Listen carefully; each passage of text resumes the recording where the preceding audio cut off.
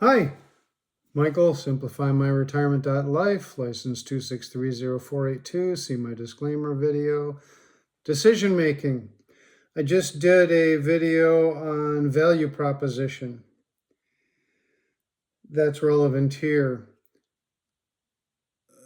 Luckily, the people I talk to are very open and honest. That's why I came home to Wisconsin. Many people have very honestly said to me, we're not sure how to decide. How do you make difficult decisions? In discussions, not necessarily about what I represent, but maybe about when they went to a broker, when they didn't know there were other options other than a broker.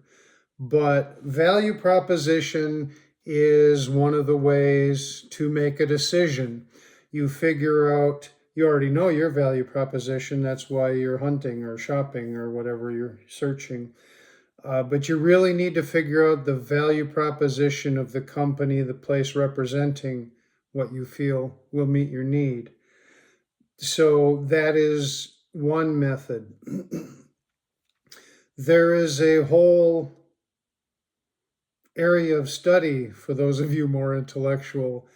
Game theory is really a decision theory that teaches people how to decide which course to take based on imperfect information. All right, you don't know in a game like cards, you don't know what cards are available. You don't know what cards your opponents have. You don't know what they think you have, how they're acting, if they're acting based on all these things. So game theory is another way to help. But most importantly, I think value proposition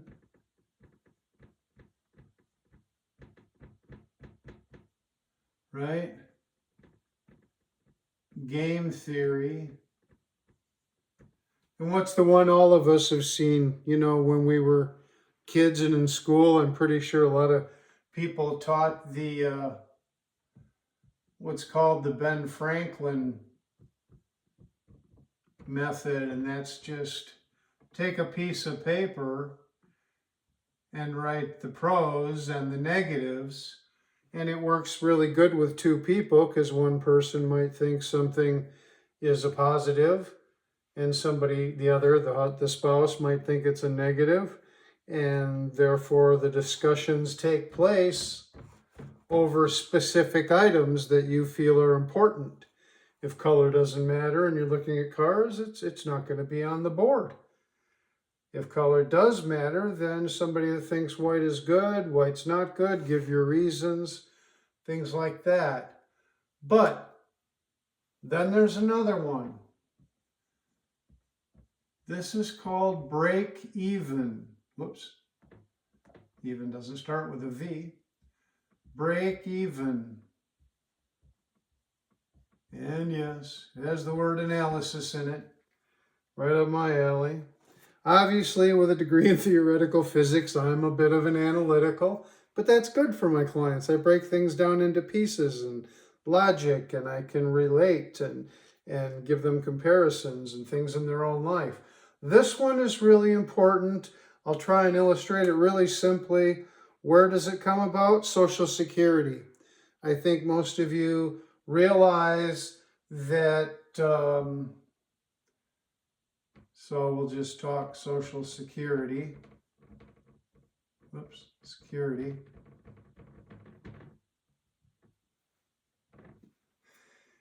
If, let's say at 62, they were going to offer you $1,000 a month. General rule of thumb is at 63, they will give you $1,080 per month. Now, you have to say, is that a good deal or not? And basically, 12 times 80 is $960.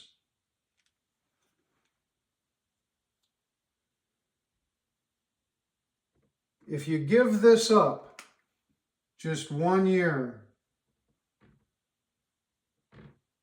you lose $12,000, right? It doesn't look like 12,000, but no, it does, right? You give up, you wait. I'm going to wait. I don't know how to decide. I'm just going to wait. More money seems like a better deal. What did you do? Well, you gave up $12,000. This is going to pay $80 more a month. So about $960 per year.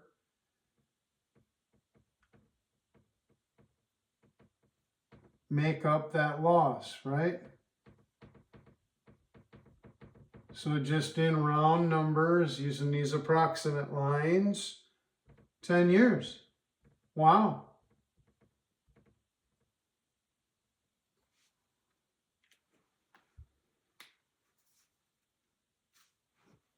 I'm just giving you a moment to think. Gee whiz. If I wait a year or I wait 2 years, right? I wait 2 years, I give up $24,000. I have $1,920 a year to make that up. Winds up being around 12 years, which makes sense because 8 times 12 equals 96. So almost 100%. So that's the decision you have to make. Wow, gee whiz. If I give up money at 62, it's going to take 12 years, a little bit more, 12 and a half years actually, 12.5 times 8 equals 100, to get my money back. That's break-even analysis. That's how you decide that. And in this situation, on the one hand, we don't know how long we're going to live. So we plan, we project to 95. Same thing on this side. We don't know how long we're going to live. We may not have 12 years to make up the loss.